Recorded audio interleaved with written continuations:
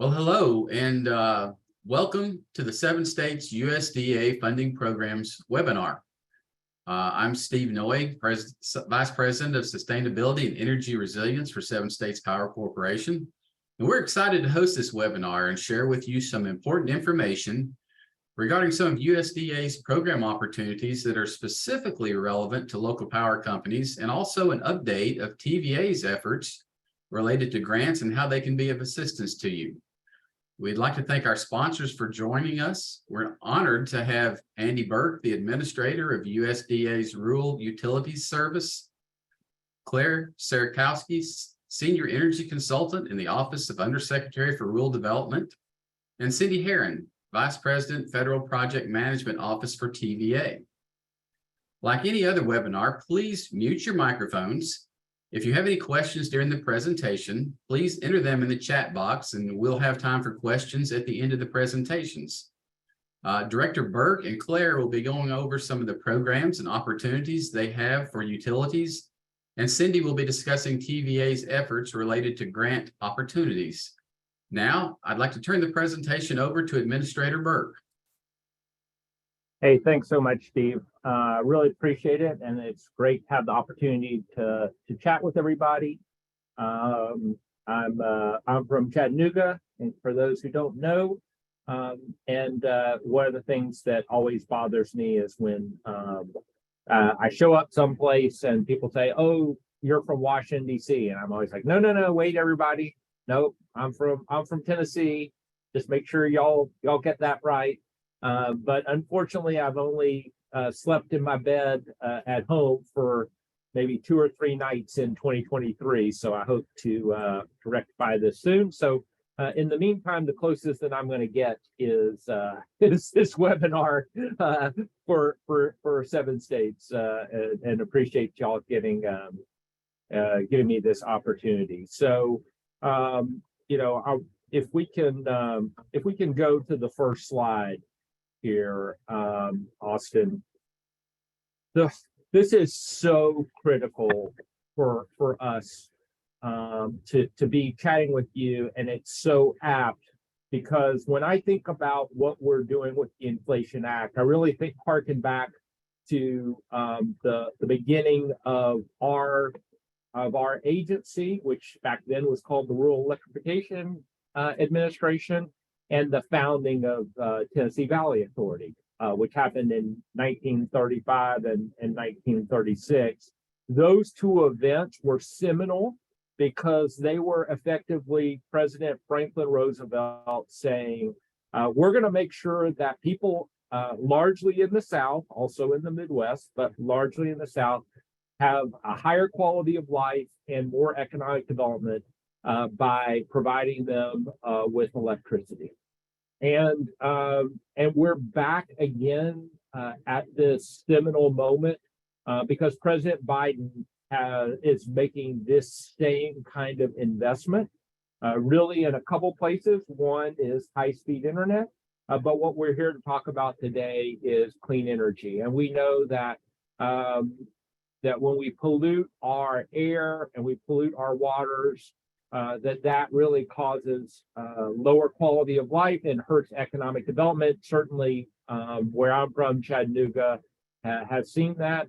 And when we can clean those things up, as we have in a lot of America, but certainly through things like the Clean Air Act and the Clean Water Act, that gives communities a better chance. And we want rural America to be a big piece of this. So these are the Inflation Reduction Act is the largest investment in clean energy in history. That piece has been well documented. What is said a little bit less is that this is also the largest investment in rural electrification since the founding of our administration back in the mid-1930s. So these are 2 brand new programs. One, Powering Affordable Clean Energy, PACE. The other, Empowering Rural America, which we call A New Era. And we really want, I particularly being from Tennessee, really want people taking advantage of this. Next slide. So I'm going to go over each of these in order, starting with PACE. And PACE looks a little bit more like the traditional pieces that we do at the Rural Utility Service.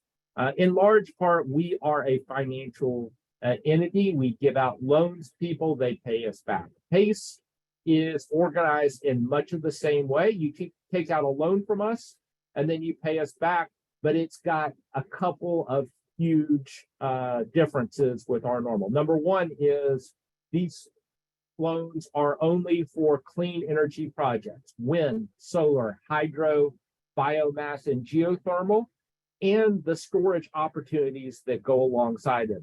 And the second piece is that that these loans are partially forgivable, and I'll go over a little bit more than that here in a minute. But both PACE and New Era have similar types of processes. There's a letter of interest, which is supposed to be short and relatively easy to do. So we're trying to make a low barrier of entry so that even if you are a relatively small entity, you can participate. The PACE letter of interest opens on June 30th, goes through September 29th. And when you send us that letter of interest, we will evaluate it, see if you qualify, and if you do, send you to the next stage. Next slide, please. So I noted the eligible activities, the renewable power and storage. There are all kinds of entities that are eligible here. There are, municipal entities, for-profits, co-ops, even partnerships. The one entity that is not eligible to apply is a single person. And then I always like to put the caveat that that is unless you have a split personality, which makes you two. Okay. Everybody's on mute, so I'm sure that the laughter is way out there. Steve is nodding his head. He's my one person on camera. So most any kind of entity can apply for this type of funding. So and we have three different levels of forgiveness. The first is anybody who meets these minimum requirements will get a 20% loan forgiveness.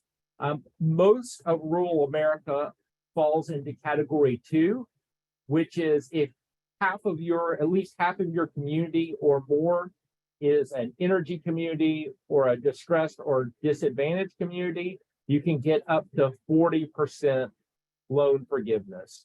And then category 3 is if you are either supplying essentially a tribal area or doing something in a territory, you can get up to 60% loan forgiveness. And the program size is between $1 and $100 million. We have a total amount of $1 billion to give away. So just to be completely clear about this, if you have well, before we go to that next piece, if you've got a $10 million solar array, along with the battery storage that goes with it, you're supplying that energy, at least 50% of it, to an energy community or distressed or disadvantaged community, you're going to get $4 million forgiven from us immediately when that project is completed, making it a $6 million loan on your $10 million project. On top of that, our stuff is stackable. So if you're a private entity, you can get your tax credits, potentially, again, subject to whatever the Department of Treasury says, or if you're a municipal entity or a co-op, some kind of non-taxable entity, the Inflation Reduction Act, for the first time ever, gives you direct payments in lieu of a tax credit. Those can be up to 30% or more. And so, again, just thinking through this, on that $10 million project, 40% from us, potentially 30% or more from the Department of Treasury, you're looking at $3 million or less that is the actual cost of your $10 million project. Again, amazing opportunities. The last piece I'll just say about this particular part is that there is the chance to supply the energy and the electrons to multiple communities. So if you're a municipal entity, I'm thinking of, for example, Chattanooga has a municipal utility. You can supply up to half of your electrons to a non-rural America, as long as at least half of it goes to rural America. Next slide, please. So here's the schedule again. We're going to open up we just announced this, I guess, almost 3 weeks ago. We'll open up for letters of interest here in a few weeks. And then immediately we'll start reviewing the letters, and those who qualify are going to be invited to submit a much more thorough and full application within 60 days. And then we'll start making announcements and getting this funding distributed. The big piece, and this is true of both PACE and New Era, is that the Inflation Reduction Act, because it was passed under the reconciliation process, everything has to be completed and validated and funds given out by September 30th, 2031. Zero exceptions. So this is a very important piece for us, which is one of the reasons why you see this expedited time frame. Next slide, please. So now I want to talk for a few minutes about New Era, a much more complicated piece, and we will be happy to take some questions about both of these when we're done. But this is $9.7 billion. PACE is $1 billion of budget authority. New Era is $9.7 billion. And this is purely for rural electric co-ops. No one else qualifies. And as you can see here, there's a bunch of different activities that are supported and a bunch of different permitted uses of funds. So we've got the purchase of renewable energy, building of it, storage, zero emission systems, a bunch of different pieces that you can do. And then the main pieces that we have as the rural utility service is we've got 25% grants. We've got low interest loans, potentially as low as 0%. And then for the first time ever, we also have the chance to refinance debt. Next slide, please. So New Era is funded, is structured a bit differently than PACE, because PACE, when you send us an application, we're going to go through it, we're going to tell you if you qualify, and then we're going to send you the next stage. New Era is much more of a competitive process. So the letter of interest opened on July 31st. You have that chance to send us a short statement saying what you're going to do. And then we'll see who appears to be in the money, who's going to win the system, likely to win the awards, and send you on to that next stage. New Era is very plug and play based on what you want to do. So unlike a lot of programs, what we're asking you to do is tell us what you want that qualifies, and we will see how we can do, and the best scores will get the best packages. So the statute in the Inflation Reduction Act that talks about New Era says that the goal is to maximize the reduction in greenhouse gas emissions.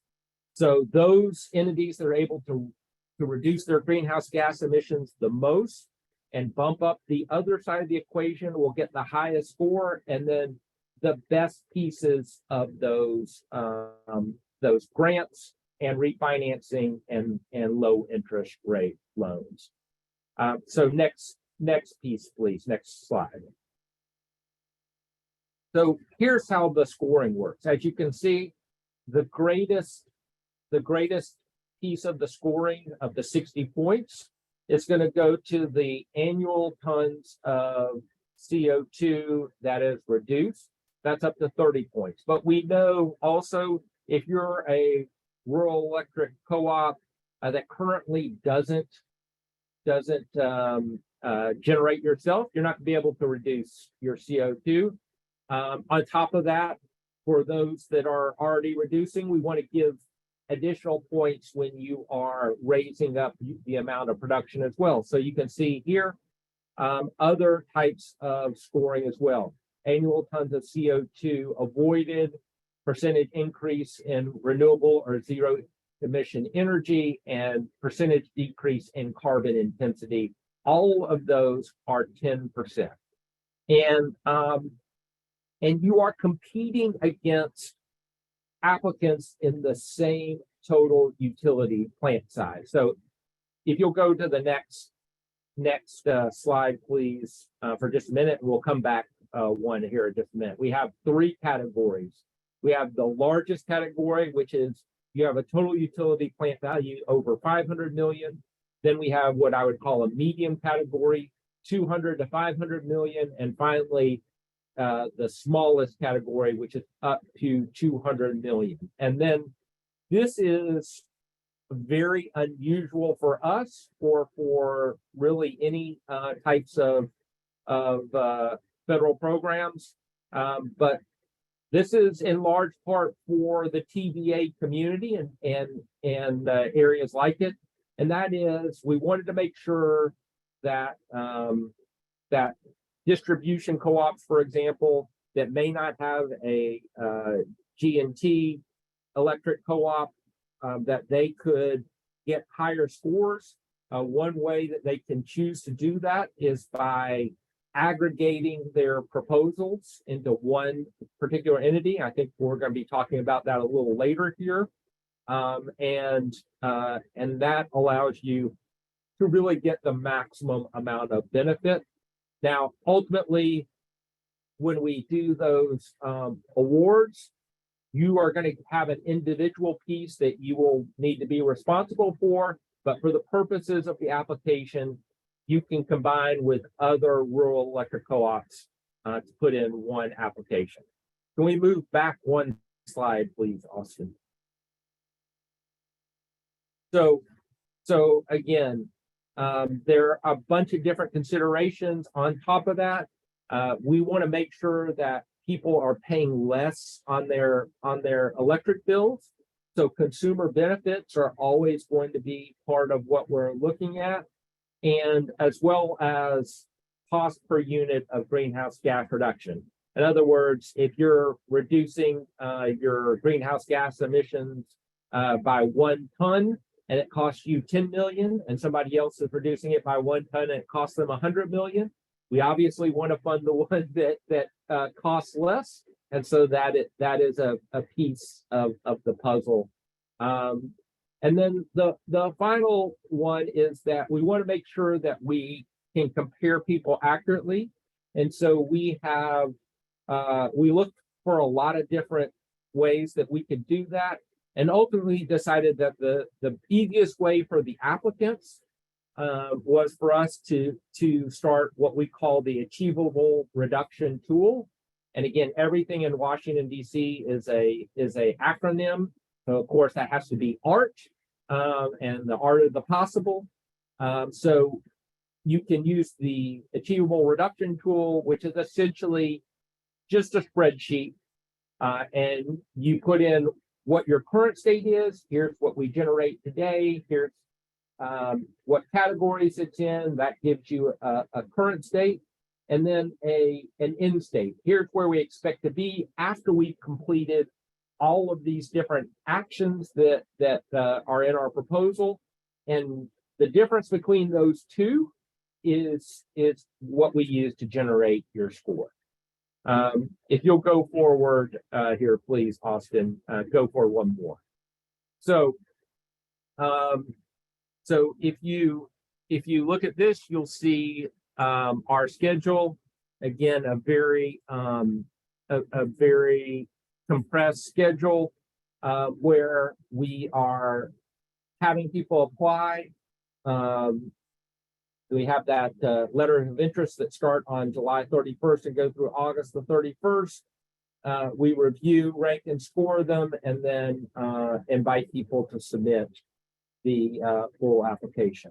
The last piece I want to go through before I turn it over to Claire is a little bit about what you can ask for as part of that package, saying that you can there's a bunch of different pieces that you can push.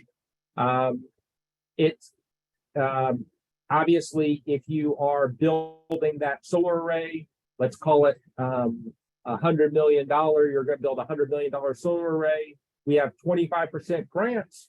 You can ask for that 25% grant. And again, with the direct payment, another potentially 30%. An electric co-op can build $100 million solar array, potentially get back $55 million and end up with $100 million on their books that cost them only $45 million. But on top of that, if you either serve a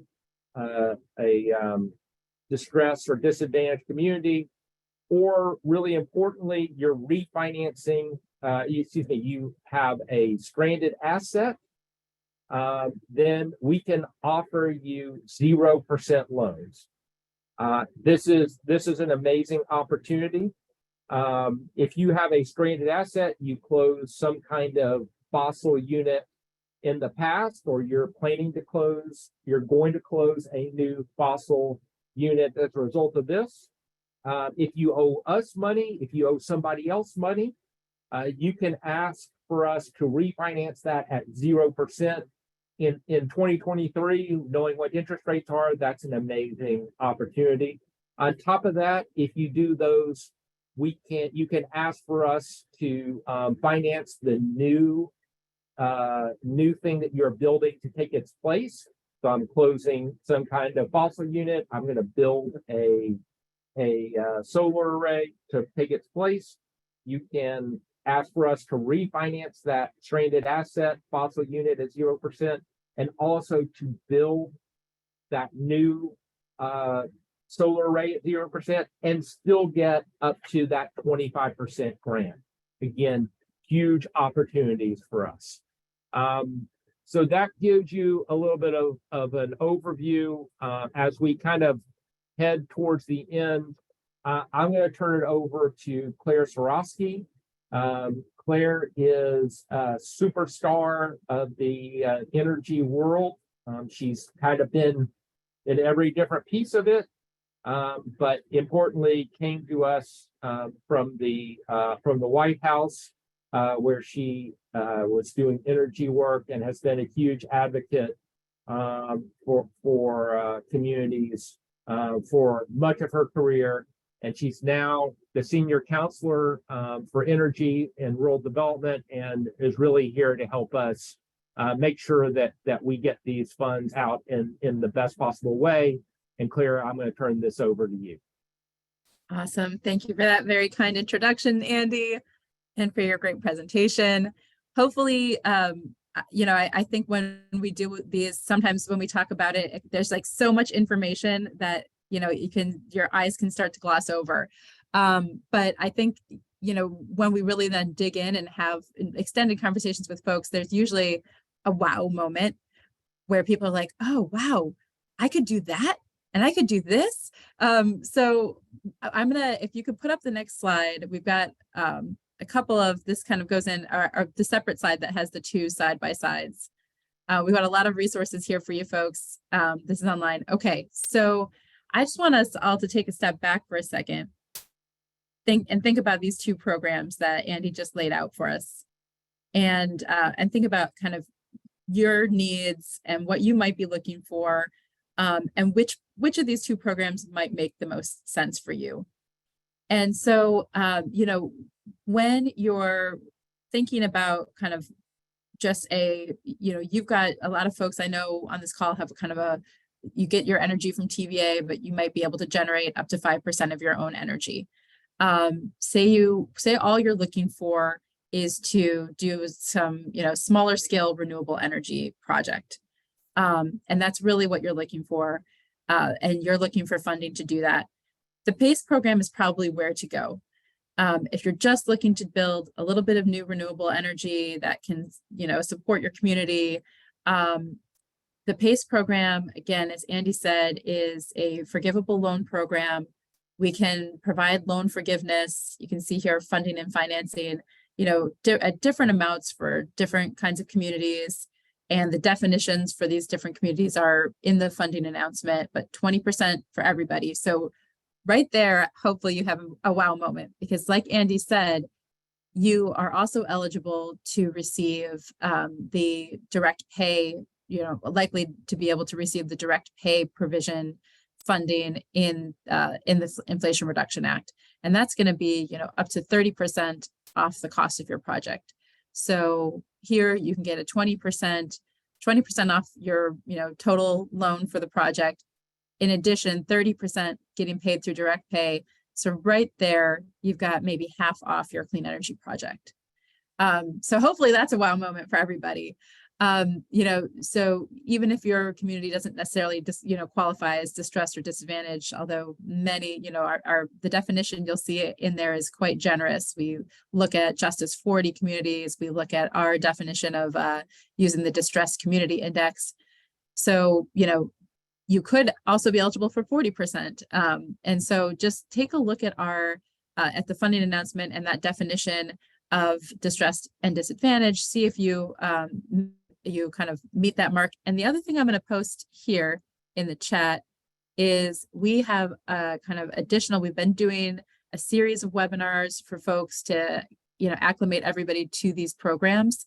And we also have upcoming an additional series of webinars. And I just put in the chat the link to our additional webinars. So tomorrow, we are going to be having June 6th. We're going to be having a webinar just on PACE and mapping and helping you figure out, where you are in this 20, 40, 60% off funding piece. So you can join for that tomorrow. You can sign up for it, check out that link. It links to all of our upcoming webinars, our new webinars. There's a lot there. We've got office hours, things like that. But for this mapping question in particular, we're going to have a webinar on this tomorrow. And so if you are, a community that's just looking to do, some kind of small scale clean energy project, small scale, large scale, it depends on what you think is small and large, but anything that's between $1 million and $100 million. If you're looking to do a clean energy project in that range, then the PACE program is probably for you. The PACE program can pay for some of the related equipment around a clean energy project. So if you need to upgrade a distribution line that's directly related to being able to access that new clean energy that you're building, you can include that in your application. It all has to fit under that $100 million kind of cap for how much loan assistance you can ask for. But you can also include the things that radiate from the new clean energy that you're building. So if there are things that you need to make that clean energy work for your community, you can include that in your proposal. Then if you're thinking about something more complicated, or say you need to upgrade all of your distribution lines and want to do something that's somehow a little bit bigger, or you really want to partner with others, under both programs, you can partner with others. But if you're looking to do maybe something slightly more complex, you want to integrate some grid edge technologies, you want to do some demand side management, you want to integrate renewables with those things, and maybe upgrade your distribution lines to make sure you can use all of that new clean energy efficiently. And maybe you're doing some, work where you're bringing together different sources of energy. So if you were interested in doing something a little bit more complex and kind of using all of these new tools that we have for clean energy systems, demand side management, grid edge technologies, et cetera, then maybe the New Era program is for you. And so that's how I would think about these two programs. If you're looking you want to build some clean energy for your community, and yes, you might need to do some upgrades around that. But the real focus is just that clean energy project, then I would look at PACE. If you're really looking to do something a little bit more complex, include other kinds of technologies, grid edge technologies, distributed renewables that are integrated, demand side management, et cetera, then New Era is probably where you want to look, because there's that flexibility to do a lot of different things under that program. And so they're different in that the PACE program, as Andy said, you're just applying, it's done on a rolling basis. It's like a little bit more straightforward of a process, I would say. For New Era, it is a competition. And so we are looking for projects that, applications that reduce the greatest amount of greenhouse gas emissions. But as Andy laid out, we've also made it clear that we can have smaller entities join in this competition. And we recognize that, the smaller entities that, are not going to be generating a lot of greenhouse gas emissions. And that's fine, because you are only going to compete amongst your peers. So you will compete amongst your peers in terms of the size at which you are at.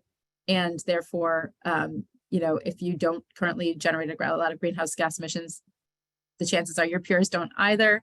And you are likely to be, competitive for that program still. And so, we've also said in the funding announcement that up to 20% of the funding for New Era can be used for entities that have a total utility plant value of under 200 million. Up to 20% can be used for folks that are, 200 to 500 million. And then we expect at least 60% to be used for those larger GNTs that are over 500 total utility plant size. So I would just say, I think that you could look at either of these programs, just depends on what you want to do. And on the New Era side, if you don't have a lot of greenhouse gas emissions, don't let that be the discouraging thing for you, because you will be competing between, with your peers. And so that should likely be a leveling of the playing field there for you. For the two differences between the programs, one, PACE does open up at the end of this month. So June 30th, we'll have that window open. And then you can apply for the PACE program. Again, it's done on a rolling basis. So once we receive your basic letter of interest, both programs start with a letter of interest. Once we receive your letter of interest, we will take a look. We will make sure you meet our requirements, and then we will send you a letter asking you for a full proposal. And again, that will be done on a rolling basis. For New Era, as Andy said, it will be due by August 29th. And so all applications need to be in by August 29th. We will then do a scoring of those and kind of rack and stack everything. And then probably in the early October timeframe, we'll be coming back to folks and inviting you to submit a full proposal. So those are just a couple of the differences. Hopefully this slide helps you kind of think through. One other thing I would just note is I'll just walk through this a little bit just to make sure I've hit everything. Eligible activities, like I said, if you're just doing kind of standalone clean energy project, PACE is for you. If you're doing something more complex that involves a lot of different elements, probably New Era. In terms of eligibility, New Era really is for rural electric cooperatives. So that was defined by the statute. It's for rural electric cooperatives. If you are not a rural electric cooperative, then you are eligible under PACE. So PACE has very, very wide eligibility. We've tried to make it as broad as possible to make this a big welcoming tent. The main thing is that you do have to serve an area with at least 50% rural consumers. And I've put in the chat the kind of definition for PACE of rural, and you can see that in the funding announcement as well. And then for both programs, stacking is allowed from our perspective. So we'll be able to take advantage of those Treasury, most likely be able to take advantage of those Treasury provisions and tax credits.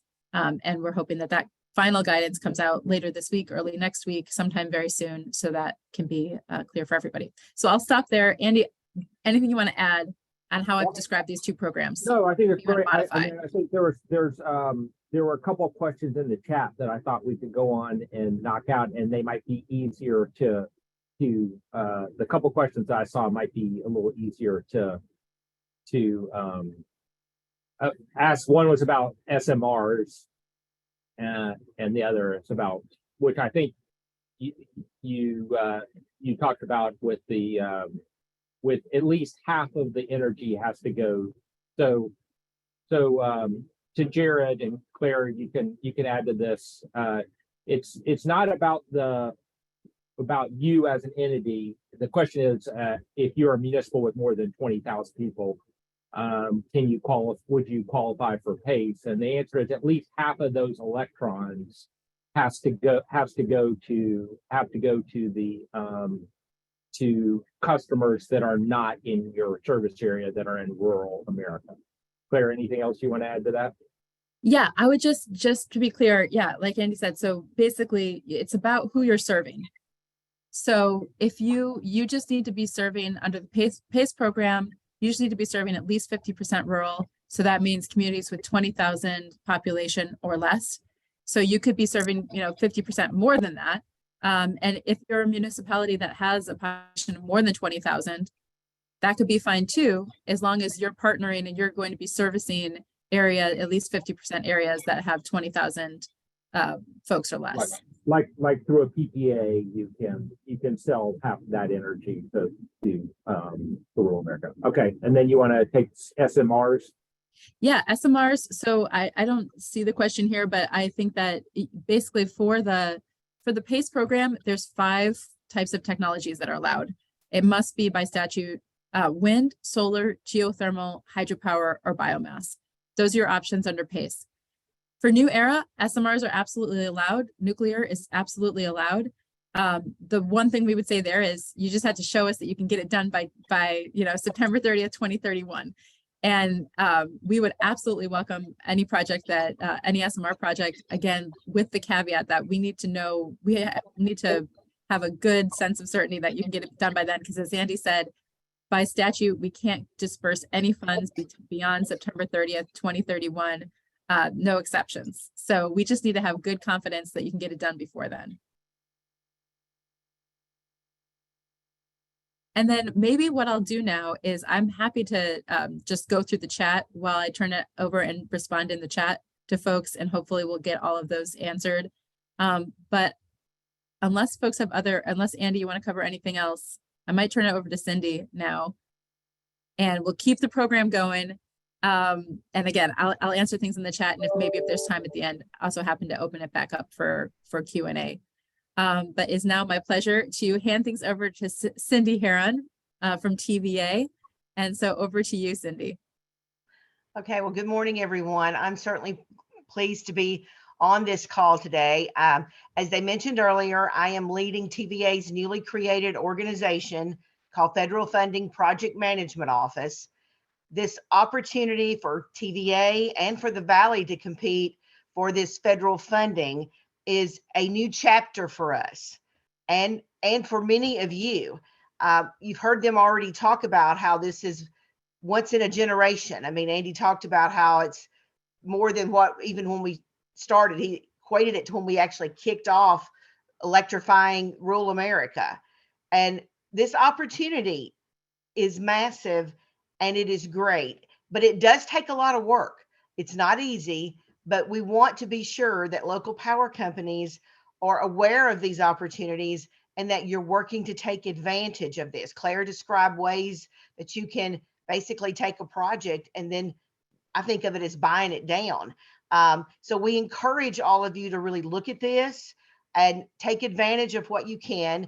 And then also other opportunities that may come along. My office is working to identify opportunities, and we send out emails through our customer relations organization to you all when these become up. And this one worked out great to actually partner with 7 states and USDA to actually bring this to you today. We also look after going after opportunities that can have the greatest impact. TVA is focusing in many areas, and then we're looking to see how we can partner with local power companies on some potential opportunities. So we are here to answer questions you may have. If there's advice we can give, we'll be glad to do that. We do have some centralized resources. We've gone out and we've put together, we found grant writers that if you want to take advantage of accessing them, we'll be glad to share some of those grant writing companies with you that you can then use if you think you need that to help write any of these grants. Also, as you're doing projects, should you need a letter of support from TVA, we'll be glad to work with you to provide that letter of support. As you heard them talk about how this is a community effort. In many grants, you'll also be looking to get support from your local community, whether that be your chamber, whether it be schools. It just depends on what you're going after. But we also will be glad to provide you letters of support. So I can't overemphasize that we just stress that you look at these opportunities, particularly if there's something that you've been wanting to do for a while, but just maybe didn't have access to the capital, or you were just needing something to get you over, particularly if there are grants or forgivable parts of the loans. It's just worth you taking time to look at to see how it could benefit your system. Should you have any questions or where we can help, reach out to your customer relations manager, or you can send me an email. My email is clherron, HERRON, @tva.gov. We are here to help you in any way that we can. And I encourage all of you to I know this is a lot to absorb in one day, but see if you can take it in and see how you can make some projects work. And with that, I want to turn back over to Steve. Thank you, Cindy, and thank you, Administrator Burke, and thank you, Claire, for this very important and timely information. We may have a few more questions trickling in. One question that came through, didn't come through the chat, came through another venue, was, would a G&T cooperative that serves both munis and co-ops be eligible under the New Era program as the principal applicant, as long as 50% or greater of the folks served were in a rural classification? Andy, you want me to take that? Right. Sure. Keep going. Yeah. The important thing for New Era is that the applicant is an eligible entity. So if it's a rural electric cooperative, then they are a big GNT. They are absolutely qualify. And then, as you said, just needs to make sure that at least 50%, they're serving rural. But yes, they could serve both, and that wouldn't be a problem. Anything to add there, Andy? Yeah, it's weird. It's weird because PACE is really about who you're serving, and New Era is about what kind of entity you are. And so that makes it very confusing for people. And Claire just put that out there. So under New Era, anybody that is a rural cooperative, electric cooperative, or was once a borrower of ours as a electric cooperative, even if they've become not rural anymore, they qualify. And so that is a huge population of electric co-ops. So yes, that's the big piece. It's not who buys from you under New Era. It is what kind of entity are you. The other thing I was going to add, and I'm happy to have additional questions, but I was just going to emphasize what Cindy said, because I thought she made a great point about the cost of these things and taking advantage of them. We know that the cost of renewable energy is coming down, especially as compared to fossil energy. And on top of that, we are now adding on these incentives that bring it down even lower. And so the opportunity is really substantial to get these, grants from us, forgivable loans from us, either tax credits or direct payments from the Department of Treasury, and then add on the fact that in general, the price of renewables as opposed to the price of fossil is coming down. And we think this is something for those who've been thinking about it. It's an opportunity to really lower your cost of energy.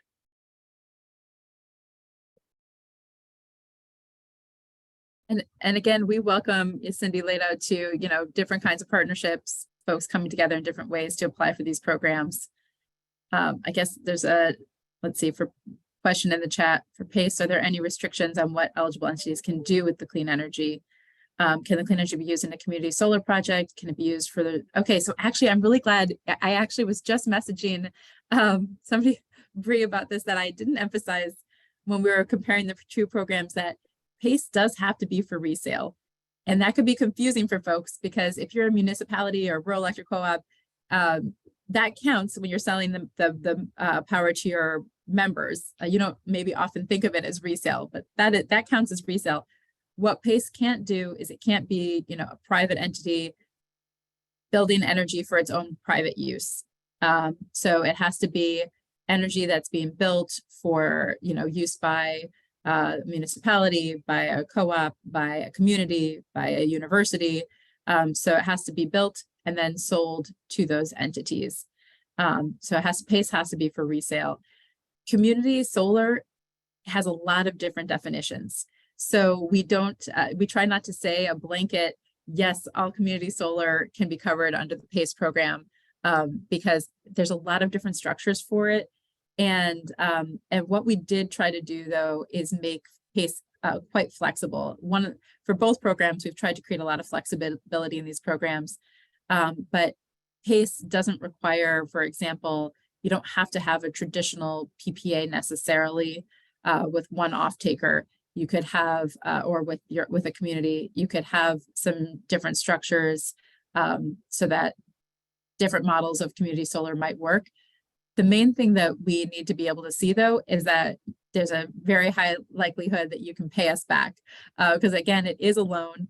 So our underwriting folks are going to be looking at whether or not, what your financial arrangements are in your community solar development, and what that looks like, and what making sure that we feel confident that those structures are, that, the project is going to be financially viable, basically. So that's the main thing to think about is the project financially viable? How are you setting that up? What safeguards are you going to have in place?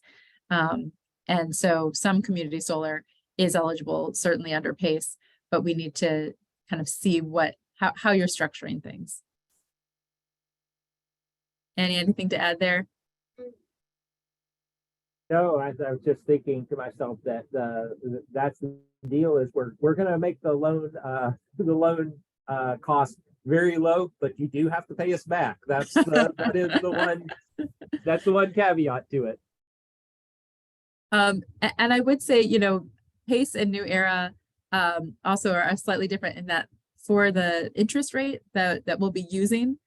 For PACE, we're using the municipal interest rate, which is something that we posted on our website every quarter.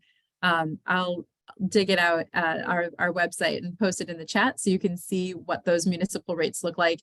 They're still going to be great rates, better than what you can get otherwise generally. And then for the New Era program, we can provide interest rates, as Andy said, a treasury rate at as low as 2%, as low as 0% for some of the different activities.